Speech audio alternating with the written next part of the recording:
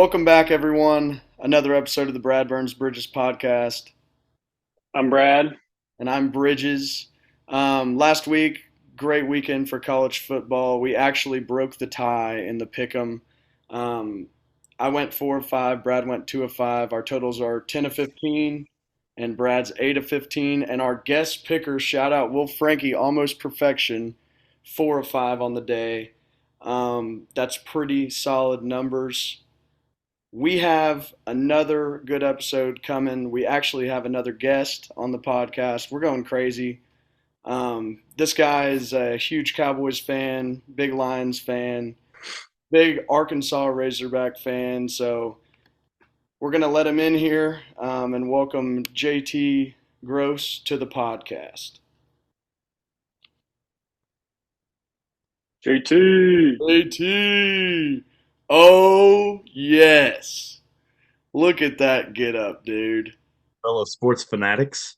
Hell Let's yeah. go. Let's go. Well, JT, we were huge, huge Cowboys fan, big Lions fan, big Arkansas Razorback fan. You It's a know it. great week to have you in here because actually two of the three teams you had a tough week. So we're going to get some real takes, some real reviews from the man himself. Why don't we start with the Hogs, boy? Brad, why don't you take that away, what you saw?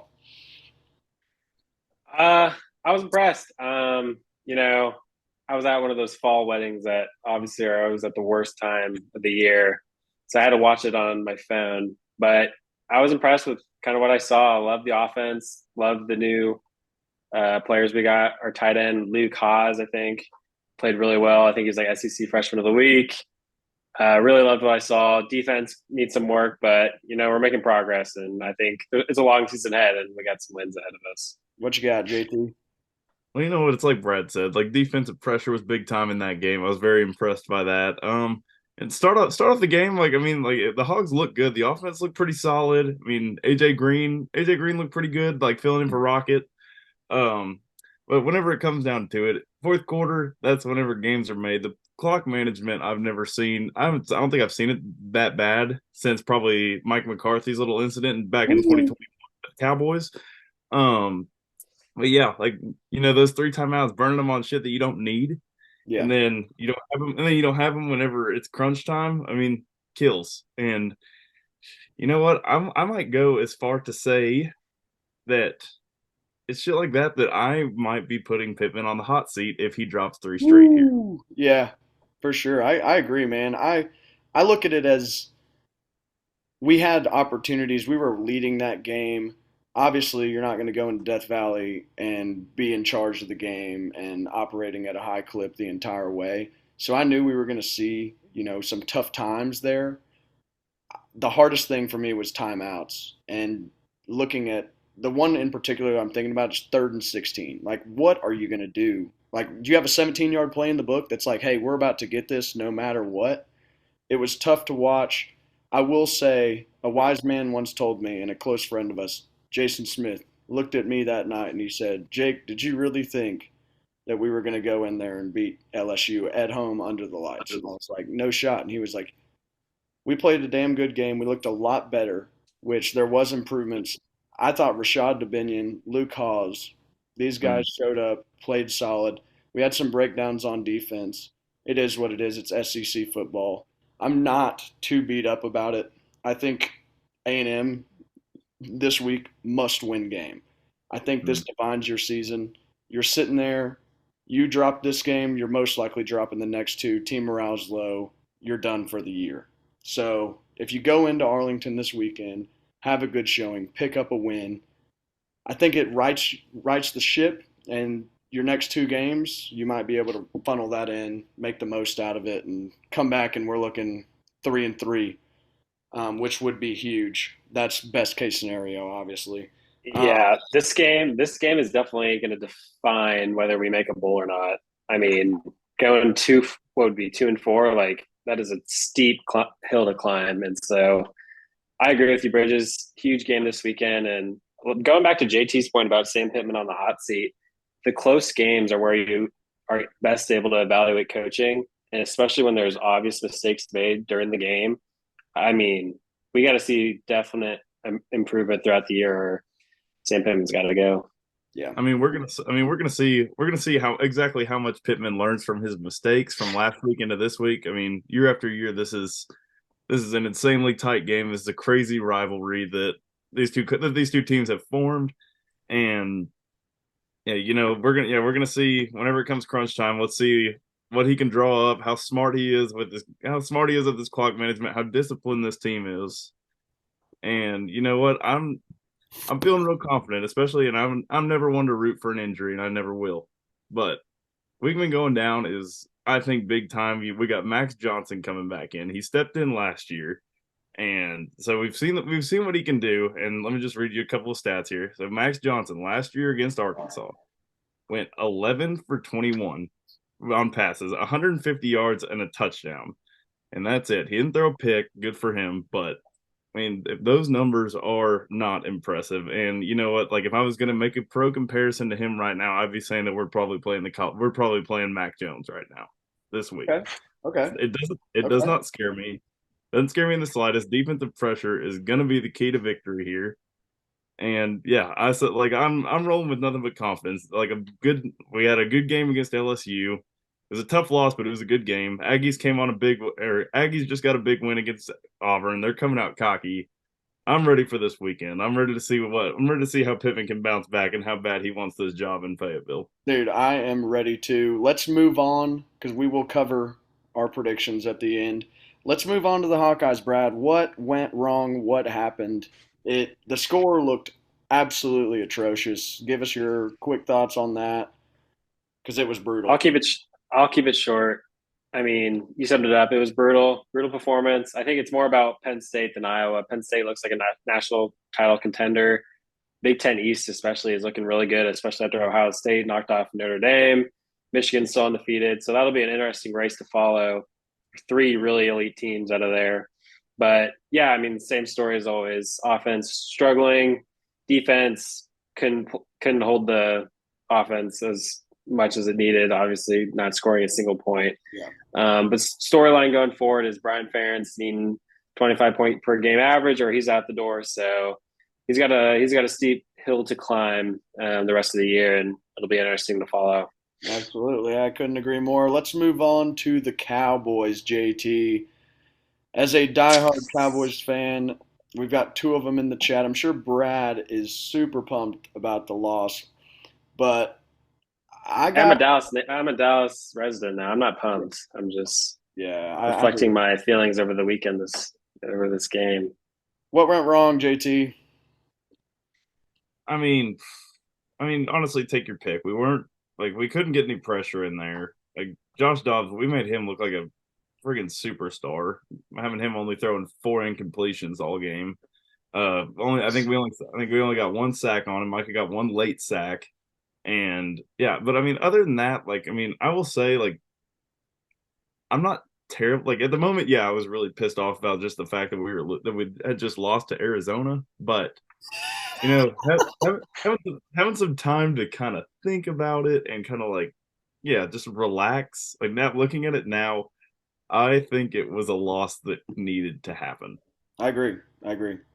We went into this week having having a plus 60 point differential, and everyone's saying like this is one of the greatest defenses, like not only the greatest defense in the NFL this year, but this could possibly be one of the greatest defenses ever. And we're 2 weeks in. Like we've seen Daniel Jones in the rain, and we saw Zach fucking Wilson.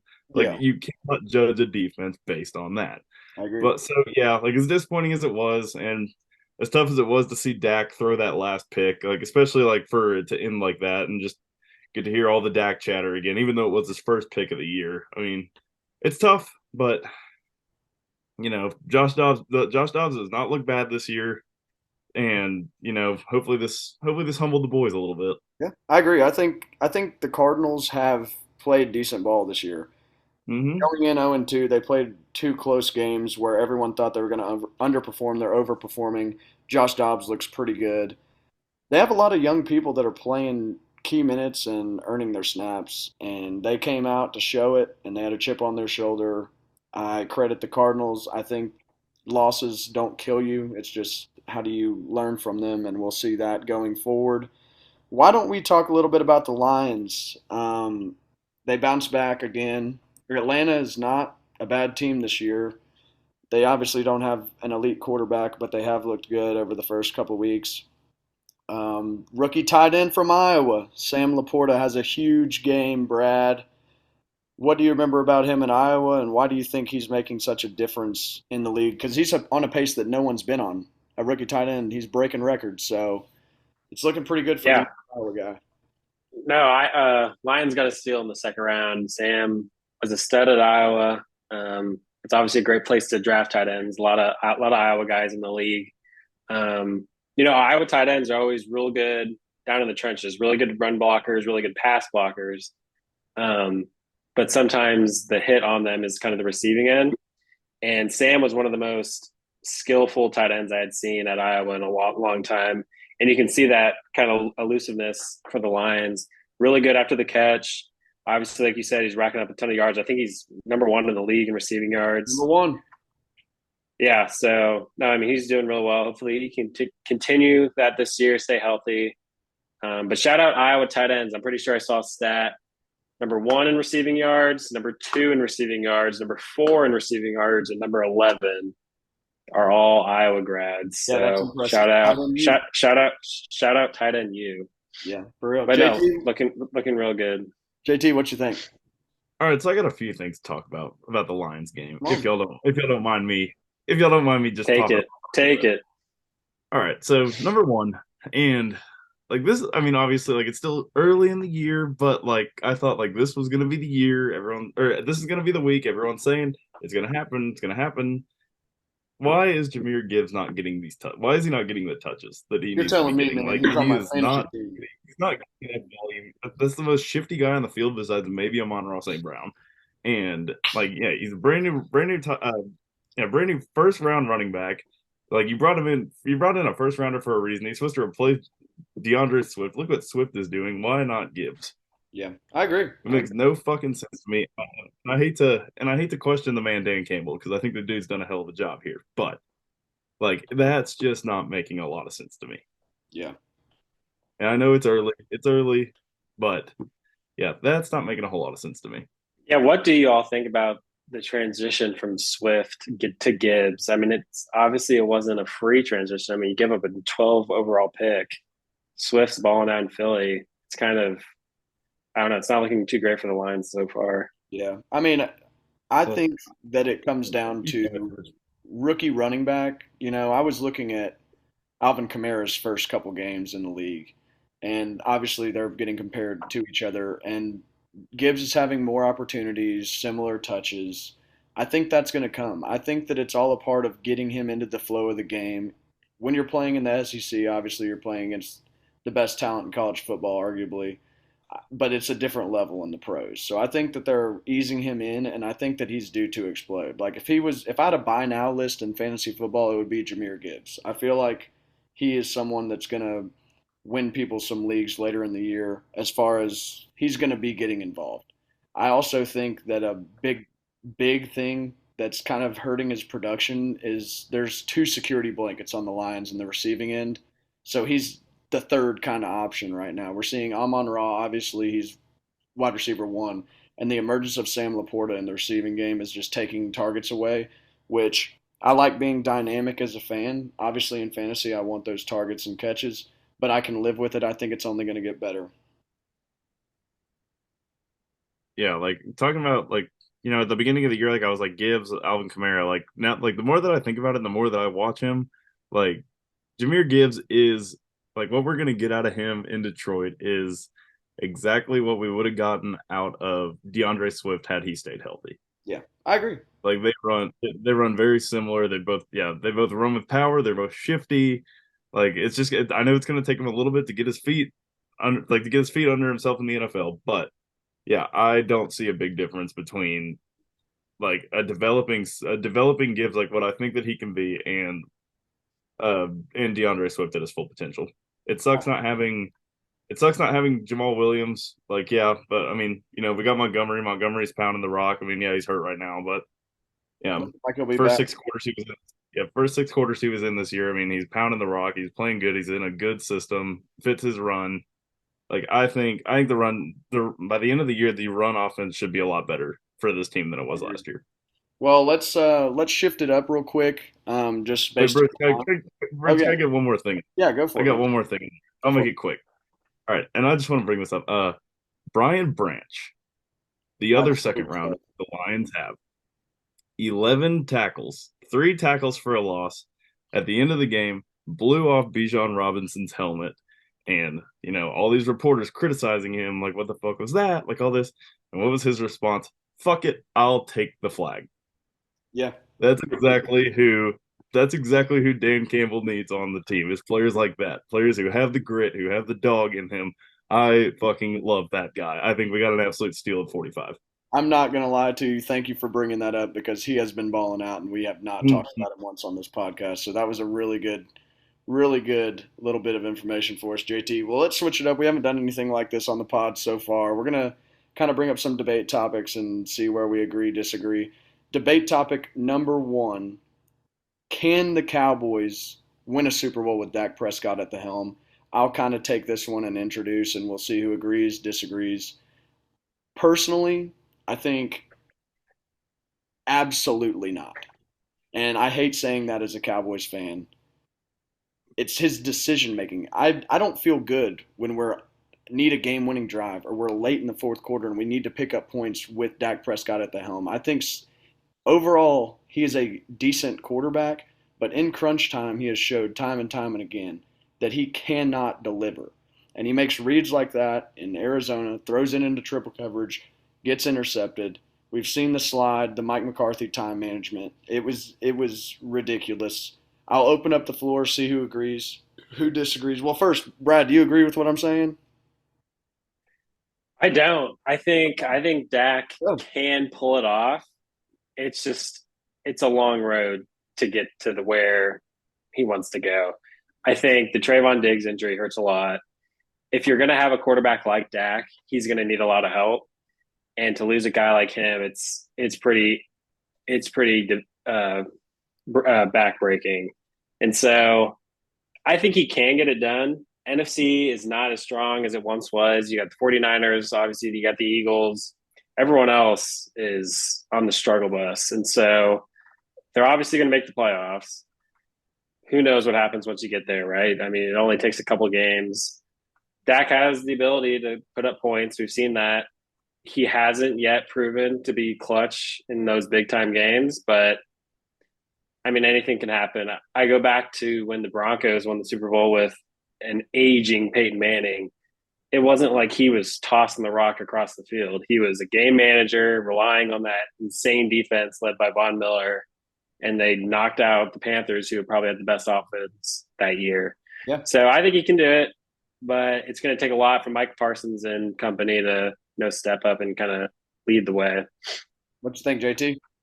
Yeah, I mean, like like I'm gonna agree with Brad, but I mean, I do think time is ticking. Like, like I think if it doesn't happen this year for the Cowboys, then I think that it's probably time to look other ways. And I think they're thinking the same thing with trading for Trey Lance, and like you can tell that they're getting anxious, and like as they should be. Like we're gonna waste. And I know, like I just talked about how a lot of people are saying like Cowboys defense is one of the best, like how people are already saying like they look like one of the best defenses ever, which I think is BS. But I do think that this could be the best defense the Cowboys have had since the days of Dion.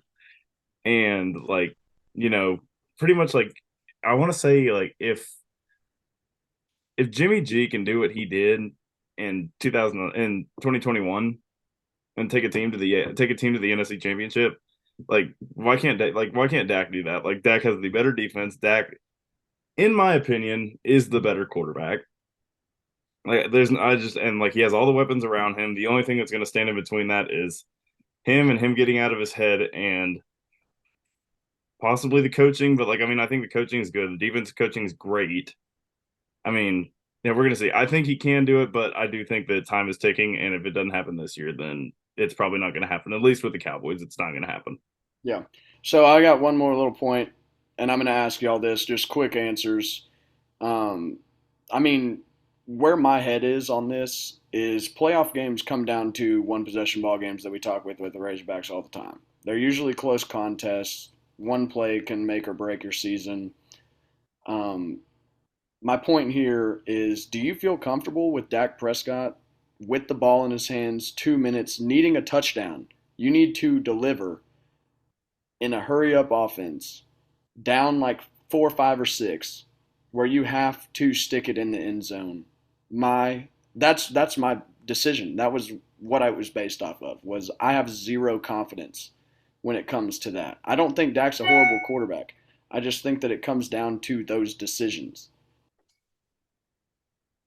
Yeah, I'm not gonna say zero confidence, but like, 'cause I mean, like if he's playing a game like how he played against Tampa in the playoffs last year, like yeah, like all the confidence in the world. He's a very shaky player. If he's having a good game, confidence is 100%. Like if I know, like if he's on, he's on. But like if he's even having a borderline, like a mediocre game, then it's probably not gonna happen. And like the scary thing is that there's so many just great defenses in the postseason, like so many borderline shaky games like that. And yeah, I agree. Like I mean, like we saw what he did against San Francisco, but back to back years. Like it's just it seems like that something's just not there. Like I don't know if it's like a mental block that he has, or like if he's just not like clicking with the coordinators and like the wideouts, if he's not clicking with them at the end of the game. But yeah, I mean, I don't know. Something's got to change. I'm So, hoping so yes like or no, JT? postseason probably not. Okay. Brad, you yes or no? I agree. In those situations, like JT said, like if Dak's on, he's on. But when you find yourself down 4, 5, 6 in the fourth quarter, it usually means that you haven't been on the entire day if you're down that late in the game. And so usually in those situations, we've seen it time and time again. He hasn't been on and he can't deliver in that situation. So I'm going no. Yeah, I agree. Well, I think we actually skipped over something. We were talking about the Chiefs real quick, Brad. T Swift, Travis Kelsey. I mean, is that not a match made in heaven, dude? Do you think that's going to bring too much attention to the squad and maybe fuck up their season? Just real quick. I don't want to get too far into it. I think it's match made in heaven. They're the new power couple of both music, NFL, worlds collide. I think it's awesome for obviously Kansas City, NFL in general. Obviously great for Travis. I'm all here. I'm all here for it. You a Swift fan now, or have you always been one? Yeah, Hell yeah, yeah. dude. I'm an honorary Swifty. There you go. And she's going to be at the game this weekend, so just watch social media go nuts again. I Uh, love how he takes her to a Chicago game and then a Jets game. Just because He knows what he's doing. for sure, man. Why don't we move into our next topic? This is a good one. Right now, where we stand in college football, there's some crazy shit going on. Would you take the SEC or the field? Past years, you're looking at maybe two teams in the playoff every year, a case for a third last year with Tennessee. But this year, we're seeing a different story. Brad, why don't you start us off with your pick on SEC or the field? This is pretty easy for me. I'm taking the field.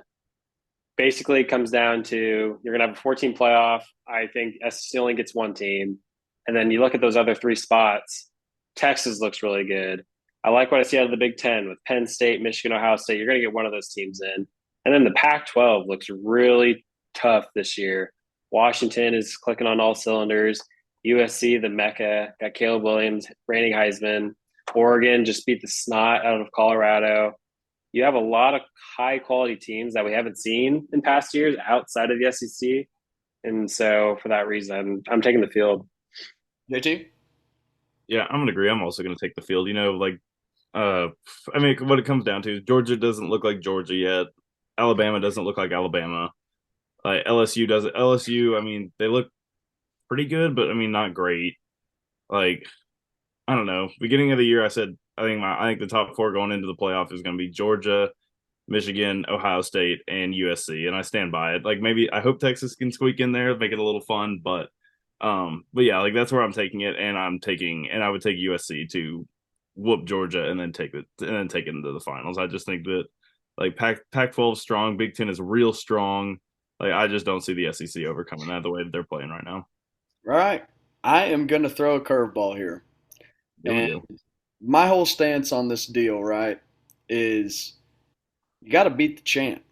And Georgia hasn't shaken in 2 years. Yeah, they had a couple close games last year, but they have pulled out. They have faced every test and passed so far. I think the Alabama Crimson Tide got back in their rhythm by not utter domination of Ole Miss, but they beat a good Ole Miss team. I think that they proved that they are someone to be messed with. And I think it comes down to Georgia and Alabama in the SEC championship game. And if Alabama beats Georgia, there will be two SEC teams in the playoffs. Here's where it comes down to. You're going to have an undefeated Pac-12 team, or yeah, Pac-12. You're going to have an undefeated Big 10 or Big 12 school in there. If any teams in those divisions mess up and have one loss, it's going to be hard to sit there and say, oh, we're going to snub Alabama, who lost to Texas, a really good school, but came back and beat Georgia. And you're not knocking Georgia out of the college football playoff with with one loss. So I think it comes down to that. And we could very likely see two teams from the SEC back in. And because of that, I'm taking an SEC team against the field. Uh, Totally disagree. Yeah. I think that's. Go for it. I mean, a lot of things would have to fall for two SEC schools. I Mhm. mean, right now you have Talking one loss, teams in the Brad. three teams in the Big Ten, all viable contenders. We're forgetting about Florida State, who's probably going to run the table unless North Carolina can get them. You got the Pac-12. It's going to take a lot. I mean, obviously, if Alabama wins the SEC, yeah, they're in. But other than that, I don't see a way in. And then Well, Georgia's not getting in with one loss and not SEC champion. I think different, man. I think that their resume, I think it could be different. I think it's going to be a great year of college football because I think that's what's kind of put people off of college football is SEC's kind of two teams in there, and then your respective conferences, you have two others. So, I mean, Yeah. great for SEC fans. Honestly, I wish the 12-team playoff was this year because it would be pretty insane. Because even Notre Dame lost, they looked pretty solid. I'm not Yeah, gonna and there's lie. like I no mean, way that they make it in unless dominoes fall. yeah, absolutely, yeah. So shame it's a year late. We're running low on time, JT. Do you have anything else before we get into these pick'ems about this? I don't think so. I think y'all did a good job of covering it. Like yeah, like I said, I'm glad that someone's here to play devil's advocate. But yeah, I think that it's got to be either Pac-12 or Big Ten this year. Yeah. I mean, there's a lot of really good teams. Obviously, we're so early into the season. We're just getting into league play, so it's going to be different. Why don't we move into the college pick'em? JT Will Frankie went 4 of 5 last week, so he put up some good numbers. So you're going to have to beat Yeah, that to be our champion going forward. got to So beat that. Let's do it. we have a big game Friday night. We'll be watching while we're in Dallas for the Arkansas game. Utah at Oregon State. Oregon State's -3. Since you're our guest, JT, why don't you take that one first? I'll give you the Yeah, honors. yeah, I will. This one, Beavers -3. I'll be taking the Beavers. Like I think as long as Cam Rising is on the sidelines, that I just don't think that the Utah team is as strong as they were last year. And yeah, Oregon State, like they just look like a completely different team. I'm gonna go the Beavers. Okay, Brad? I agree. At home, Beavers take the game. Yeah. I am going Beavers as well. I mean, this comes down, we've talked Utah several times on this podcast, and it comes down to Cam Rising. I hope that guy can get on the field. Let's not rush it. He's an awesome, person in college football, great quarterback, heart and soul of that team, but let's not rush into it. Beavs -3, we're all agreeing. Let's move into Texas A&M versus Arkansas. A&M -7, JT. Yeah, -7. you know what? That smells trappy. So and like I mean obviously like it's going to be a little bit biased, but I will be taking Arkansas. I think there's a lot to learn from I think there's a lot to learn from last week, and I feel like a lot of the problems last week are problems that we run into every year in this game against the Aggies, and I think Pittman knows that, like if change doesn't happen that your check is going to look for other options. Yeah, A&M going with a backup quarterback. I'm going to take the Hogs in that one. Hogs +7, Brad. Same here. Give me the Hogs. We're all rolling Like the Hogs. way like the way we played, and yeah, no faith in A&M. Yeah, I'm going Arkansas as well, +7. I think that this is a must-win game. I think we're going to come out with energy. We're going to right the ship right now, mark my words. If not, this podcast next week we're going to have to sit down and But have some harsh conversations. a lot of screaming, a lot of anger. Yeah, for sure. So we're all together here. LSU at Ole Miss. Brad, why don't you take that one first? LSU -3 at the Rebels. I took Ole Miss last week, bit me in the butt. I'm going back to them. Um, I was, and I liked the way LSU played. I thought we played really well last weekend, so I wasn't like, oh, they played all LSU played awful. Like I thought it was a really good, well played game. But I got faith in the Rebels. I think they'll bounce back from a loss against Bama. Give me them +3. I am going Ole Miss as well, +3. JT. I'm gonna take the Tigers -3. Like There you go. I think like I know I said that Pittman had a lot to learn from last week. I think Brian Kelly has I think he's in the same boat. I think there was a lot to learn last week from almost dropping to an unranked team. Neighbors looking like a freak. I think their defense makes adjustments. I'm gonna take the Tigers. And also Ole Miss did not look very good against Alabama last week. Agree. We're in a 4-minute warning, so we've got a little bit of time left. Florida at Kentucky. Kentucky -2.5. As much as I hate to say this, Florida -2.5. Hmm. Yeah, Or a I +2 to that. Don't let me down, Mertz. That's all I got to say.